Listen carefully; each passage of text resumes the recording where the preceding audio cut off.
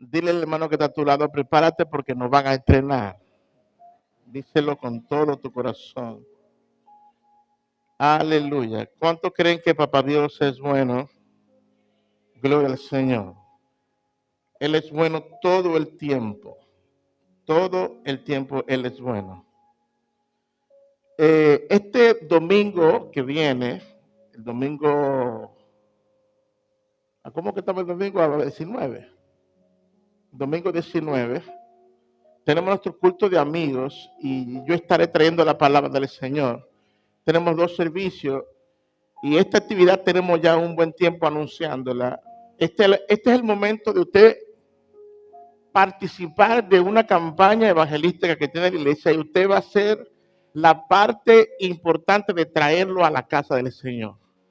Usted va con traerlo, usted va a participar de esta actividad. Estamos orando por estas personas en los grupos. Yo les recomiendo, mis amados, que los grupos de oración que tenemos, usted mande la lista de sus invitados para que se ore por ellos de manera personal. Siempre se ora en el grupo de WhatsApp de 9 a 10, de lunes a viernes. Usted manda la lista, usted le escribe, yo creo que me oren por mi tía, mi cuñada, mi suegra, la prima que la voy a traer. El domingo es una fiesta de salvación. Así que invitamos, por favor, estaremos aquí, estamos orando para que el Señor dé una palabra. Es un culto corto, breve, y nuestro propósito es salvar las vidas que son amigos nuestros. Por eso se llama el culto de amigos, amigos nuestros, amigos de ustedes, compañeros de trabajo. Así que quiero que lo invites. Tenemos 2 servicios, uno a las 8 y otro a las 10, y vamos a gozarnos en el Señor. Amén. Muy bien, vamos a entrar a la fe de Dios inmediatamente. Y quiero que levante tu mano derecha conmigo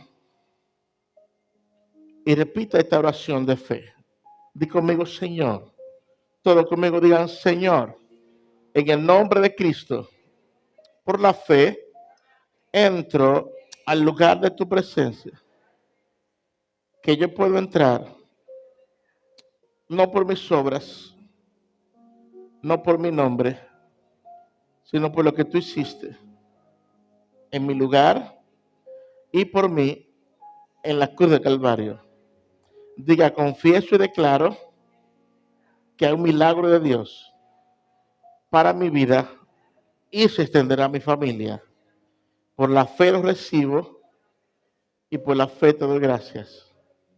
En el nombre de Jesús. Amén y amén. Dale un aplauso al Señor. Saludamos a las personas que nos ven por nuestras redes sociales.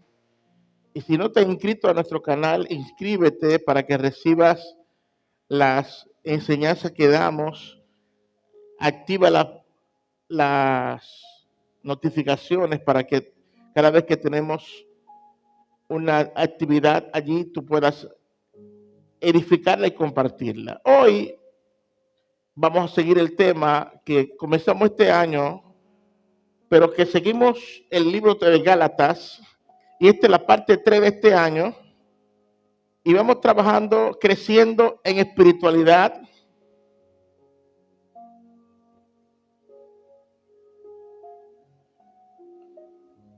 gracia y amor. Y estamos trabajando este libro porque este libro nos marca y nos habla de cosas que pasaban en esta primera carta que Pablo escribió. Y la lucha de Dios con nosotros sigue siendo la misma que hace 2000 años. Y es el nosotros nos resistimos a confiar a Dios. Y creemos que haciendo nosotros, ganando lo que Dios ya nos regaló, haciendo sacrificios que no va a sumar a nuestra vida, en nuestra salvación. A veces nosotros confundimos esto y yo quiero que hoy vamos a trabajar el verso 13 del capítulo 3 Pero yo quiero leerte del verso 10 para que tú veas de dónde venimos. Gálatas 3, 10 al 14. Y dice así la palabra del Señor. En la Reina Valera. Dice, porque todos los que dependen de la obra de la ley están bajo maldición. Pues escrito está, maldito todo aquel que no permaneciere en todas las cosas escritas en el libro de la ley para hacerlas. Explicamos este tema en la parte 1 de este año, porque todos los que dependen de la obra de la ley están bajo maldición. ¿Y usted sabe por qué? Porque ninguna persona pudo cumplir todos los reglamentos y las reglas. Y en este capítulo 3 vamos a ver que la ley es un tutor que nos lleva a Cristo. Toda la ley, el concepto de la ley era llevarnos a Cristo, y eso lo vamos a trabajar en los próximos partes que tenemos. Y aquí en el capítulo 3 nos da esta parte. El verso 11 dice, y porque la ley ninguno se justifica para con Dios, es evidente porque el justo por su fe vivirá. Es nuestra fe en Dios, mis amados, que hace que tú y yo tengamos una relación fuerte con Dios. No hago obra para ser salvo o para ser mejor. Hago obra porque ya soy salvo. Hago obras porque ya fui transformado. No hago obra para ganar el cielo. Hago obra porque ya el cielo lo gané a través de la obra y la fe mía en Cristo. ¿Están conmigo? Y hay 4 palabras que hemos estado desarrollando sobre la fe. Que la fe es amor a Dios, apego a Dios, confianza en Dios y seguridad en Dios. Nuestra fe debe traducirse en estas palabras, porque así la entendemos. La fe no es algo solamente que yo creo y ya. No, la fe es lógica, es sentido. La fe me hace confiarle a Dios mi vida, porque mi relación con Él depende de cuánto yo confío y dependo de Él. ¿Están conmigo? Entonces aquí dice que por la ley ninguno se justifica entrar con Dios.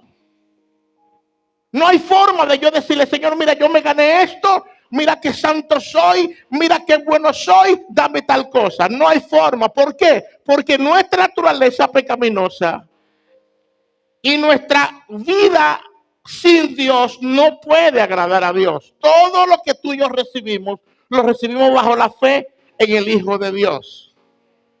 Amén.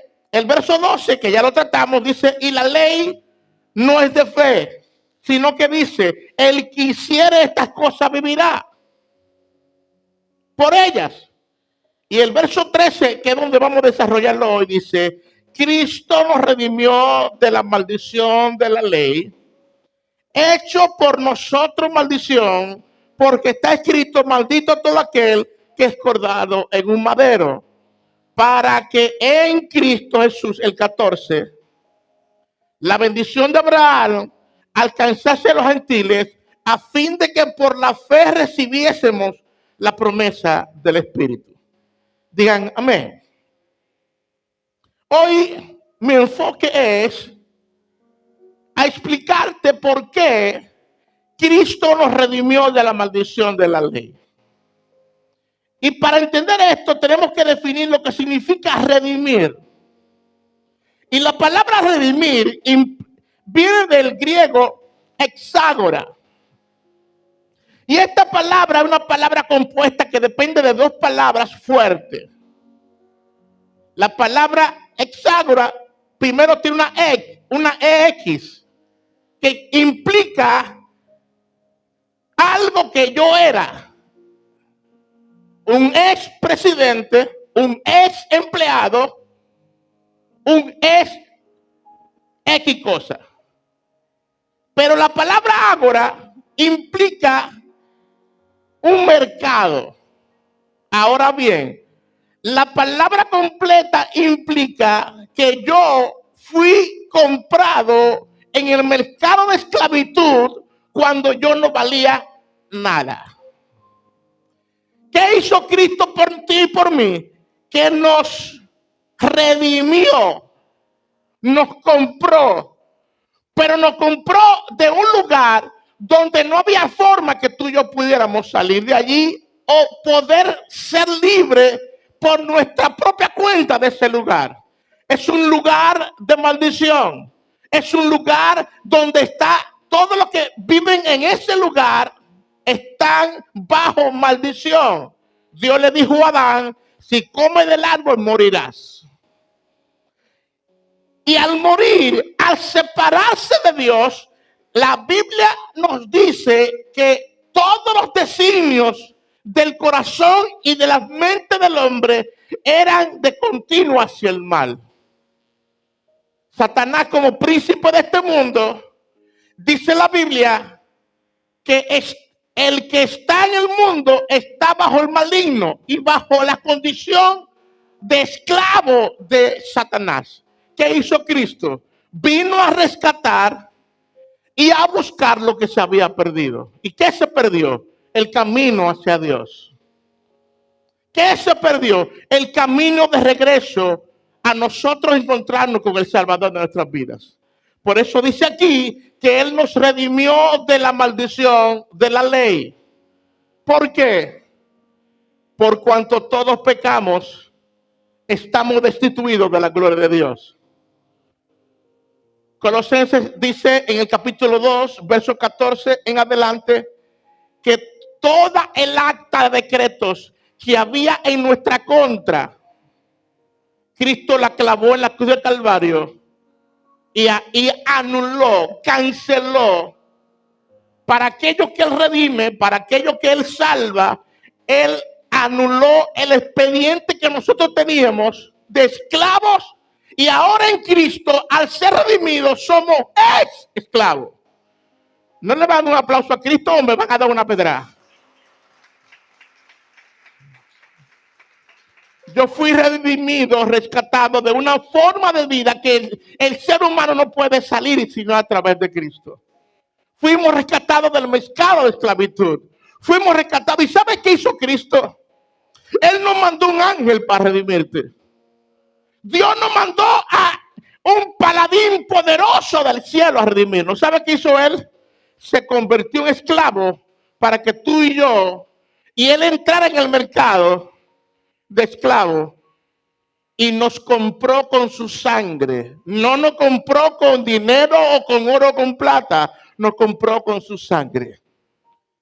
Pero ¿qué implicó para Dios salvarnos? ¿Por qué dice el texto que Él fue hecho por nosotros maldición? ¿Por qué la Biblia encierra en este verso, en el verso 13, y déjame el verso 13, mami, por favor, 3:13, Cristo nos dio de la maldición de la ley, hecho por nosotros maldición? ¿Cómo así hecho por nosotros maldición? El Señor rescatarnos a nosotros implicó que su amor fue tan grande que subirse Dios en esa cruz implicaba que ante los judíos que conocían la Torá, que conocían el Pentateuco, ellos sabían que todo el que era subido en el madero no podía ser bendecido nunca. Había una regla y establecido que el que era crucificado no tenía vida en este siglo ni en el venidero. Era una afrenta perpetua para el que aquel que se subía. Y ¿sabe qué hizo Cristo? No importó que había una sentencia de muerte. No importó que el que subiese a la cruz era maldito. Y vayamos a dónde se escribió esto. En Deuteronomio.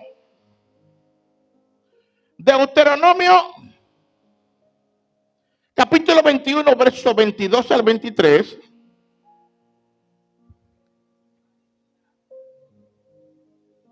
Y mira lo que la Biblia describe desde la antigüedad lo que implicaba la maldición de la cruz. Dice, si alguno hubiese cometido algún crimen digno de muerte y lo hicieres morir y lo colgares en un madero, no dejaré que su cuerpo pase la noche sobre el madero, sino sin falta lo enterrarás el mismo día, porque maldito por Dios es el colgado, y no contaminará tu tierra que Jehová tu Dios te da por heredad. Oye lo que implicaba para Dios. Dios mismo estableció que el que era crucificado en esa cruz era maldito. ¿Usted escuchó? Entonces los israelitas, una de las cosas que rechazaban a Jesús, y esto fue el plan original de los religiosos, porque a Cristo, la razón por la cual cuando tú estudias, cuando Cristo estaba siendo juzgado, el argumento que lo sentenció fue que él dijo, yo soy hijo de Dios. ¿Cómo que tú eres hijo de Dios? ¿Cómo que tú eres el Salvador? ¿Cómo es eso? Y dice la palabra del Señor que los religiosos querían anular, cancelar la obra de Cristo, llevándola a un punto donde la humanidad lo viera a él como algo, una afrenta, algo maldito. Era algo, hermanos, y yo quiero que tú entiendas lo que implicó cuando la Biblia dice que fue hecho por nosotros maldición. A Cristo no le importó subir en una cruz que implicaba maldición.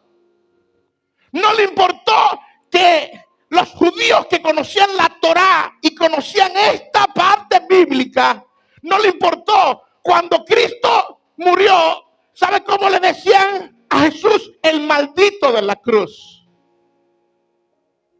Los que seguían a Cristo le decían, estos son seguidores del maldito de la cruz. Lo que ellos no entendieron, que esa maldición que implicaba la cruz, al Jesús morir en ese lugar, convirtió la maldición para nosotros en nuestra bendición. ¿Usted escuchó eso, hermano? ¿Usted escuchó la dimensión de lo que le acabo de decir a usted? Que una cruz que estaba sentenciada como símbolo de muerte, se convirtió en el objeto de yo ser salvo. Y mira lo que le costó a Cristo. Vamos a Isaías. Isaías 53. Oye lo que le costó a Cristo subir en esa cruz. ¿Están conmigo? Isaías 53, desde el verso 13 en adelante. Oye lo que dice. Oye todo lo que él tuvo que vivir y lo que implicó el estar subido en esa cruz delante de Dios. Isaías 53, 3 al 7. Oye lo que dice. Despreciado y desechado entre los hombres, porque todo el que era subido en esa cruz era despreciado por los hombres y era desechado. Varón de dolores y experimentado en quebranto. Y como que escondimos de él el rostro, fueron menospreciados y no lo estimamos. Despreciado, desechado, menospreciado, no estimado. Eso hizo Cristo para subir en esa cruz. ¿Están conmigo, mis amados? Verso 4. Ciertamente llevó él nuestras enfermedades y sufrió nuestros dolores en esa cruz. Y nosotros tuvimos por azotado y por herido de Dios y abatido. Óigame lo que le voy a decir. Cuando un cristiano ve a Cristo en esa cruz, ¿tú sabes qué le está diciendo? Y yo quiero que esto se te mete en la cabeza porque es importante que tú entiendas el precio que pagó Cristo para redimirte a ti y redimirme a mí. lo que le costó al Señor rescatarnos, para que nosotros hoy en día veamos esta obra de Cristo como que algo así fue o algo. No, no, hermanos. El problema es que esta muerte de Cristo cambió la historia en antes y después de Él. Y cambiará tu vida y cambió tu vida antes y después de Cristo venir a tu corazón.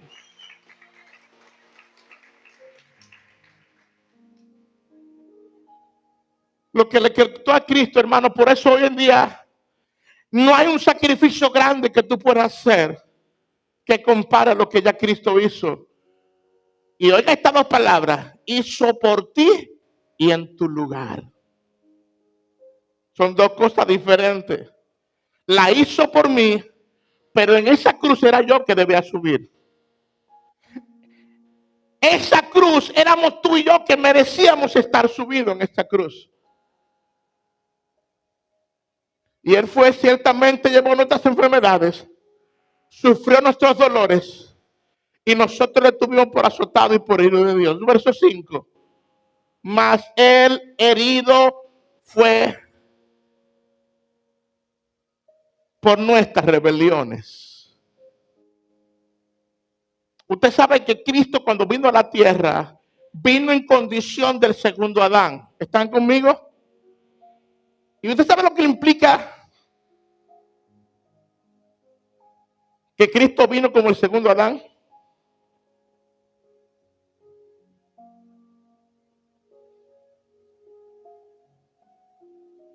Hasta que no se halló pecado en Cristo, no había nada en la tierra que lo matara.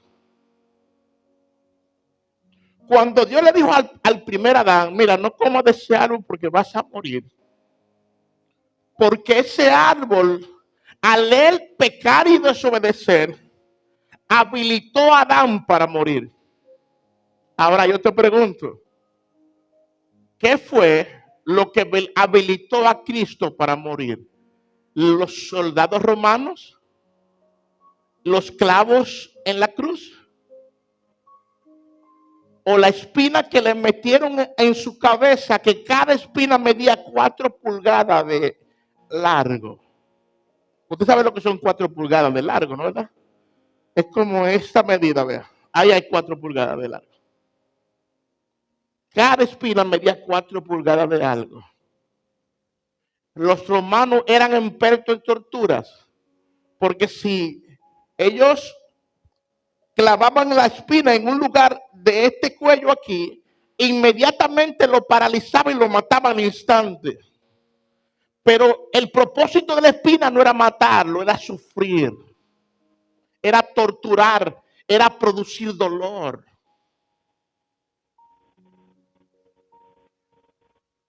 Nada de eso tenía poder para matar a Cristo. ¿Sabe qué fue lo que mató a Cristo? Cuando Dios puso en Él el pecado tuyo y mío. ¿Ustedes están entendiendo esto, mis amados? Cuando dice la Biblia, mas Él herido fue por nuestras rebeliones, fue mi rebelión que lo hirió. Fue mi pecado que lo habilitó para morir. En esa cruz, la única vez que Jesús le dijo a Dios, siempre cuando Él estuvo en la tierra decía, mi Padre y yo y mi Padre. Pero en esa cruz, por primera vez dijo, Dios mío, ¿por qué me has desamparado? ¿Saben por qué le llamó Dios en ese lugar? Porque ese fue un lugar, ahí se estaba juzgando a la humanidad en Cristo. Jesús estaba representando a todas las personas que habían pecado antes, durante y después de Él. En esa cruz había un juicio eterno de rescate para tu alma y la mía.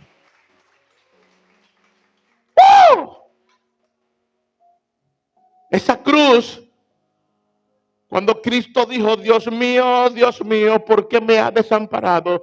Porque hermano, y para mí y para ti, no podemos dimensionar cuando Cristo sintió que el Padre se le separó. ¿Alguna vez en tu vida alguien te ha abandonado que tú amas? ¿Alguna vez alguien te ha dicho me voy y no quiero saber más de ti y te ha abandonado? Yo te voy a decir una cosa, cuando mi padre murió, yo sentí este sentimiento por primera vez en mi vida.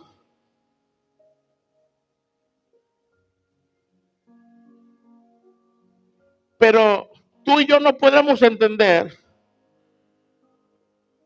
la dimensión de lo que implicaba la unidad que había entre Dios y su Padre, de Jesús y su Padre. Y todo eso Él lo vivió por amor a ti y a mí.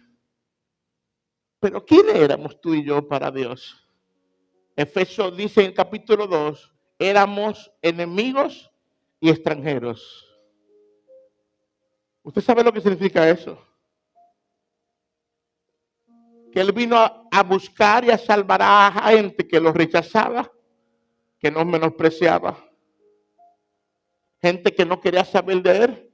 Incluso la Biblia dice, a los suyos vino y los suyos no les recibieron. Mas a los que les recibieron, le dio potestad de ser hechos hijos de Dios. ¿Me están escuchando?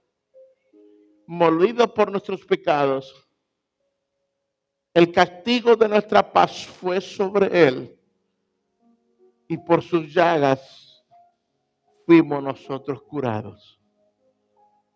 El mundo vio la cruz como maldición,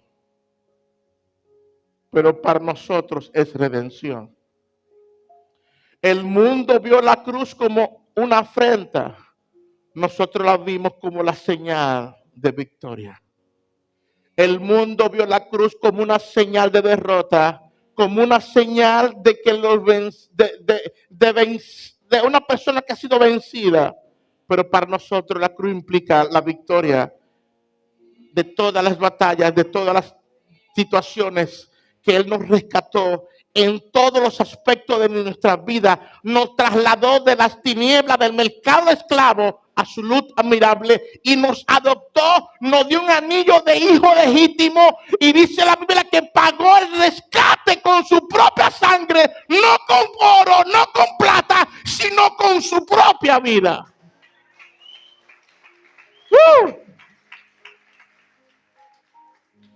Y el verso 7 dice, angustiado él y afligido, no abrió su boca.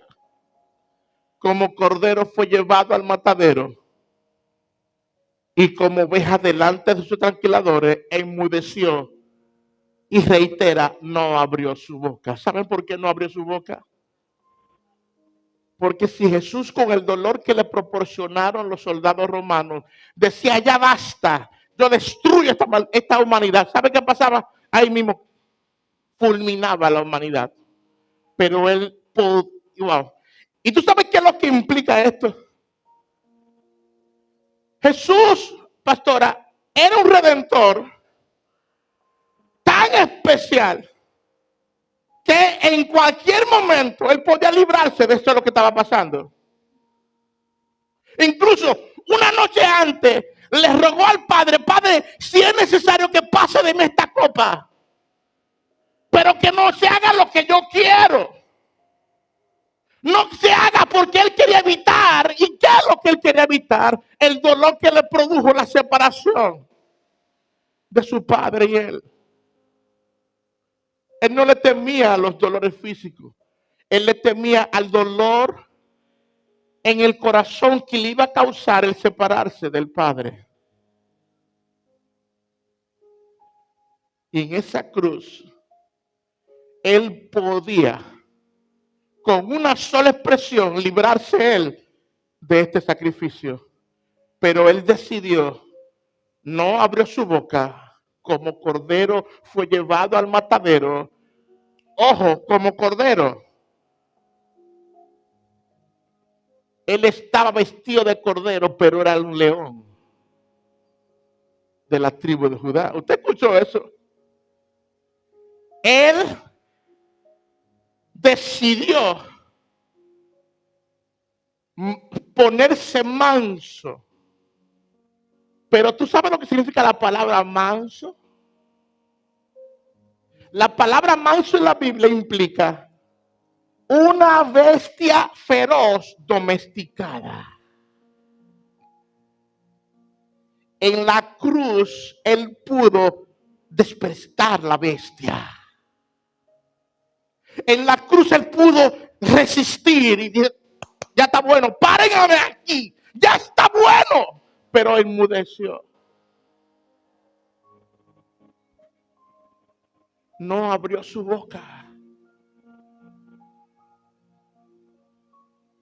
ante sus trasquiladores.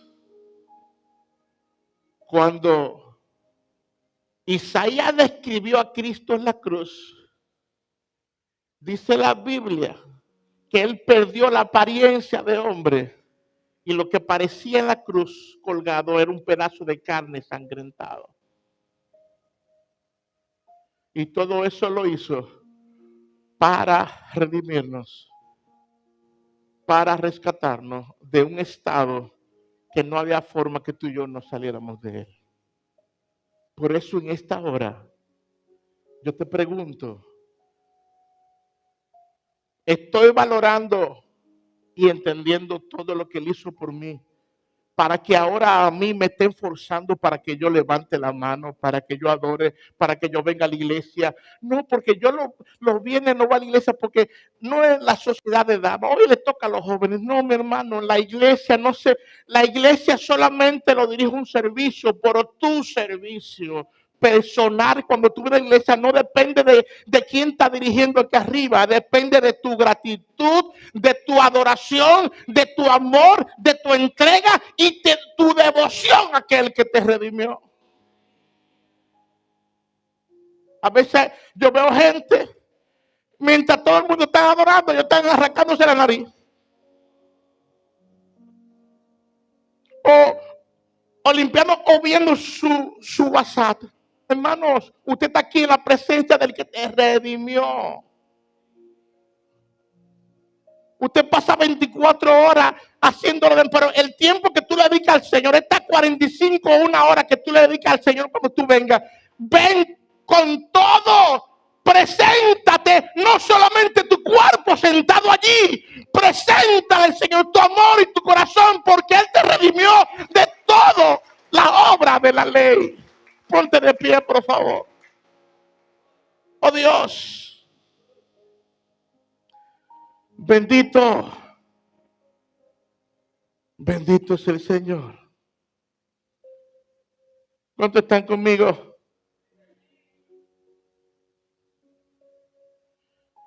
Segunda de Corintios capítulo 5, verso 21. Yo quiero regalarte este texto.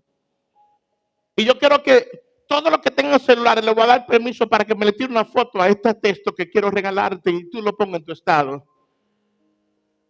Segunda de Corintios 5, 21 dice, al que no conoció pecado, por nosotros lo hizo pecado, para que nosotros fuésemos hechos justicia de Dios en él. ¿Usted escuchó? Al que no conoció pecado, por nosotros, diga por mí, conoció pecado. Sus pecados no eran de él, sus pecados eran tuyo y mío. Y cuando el Señor te dice a ti que somos hechos justicia de Dios,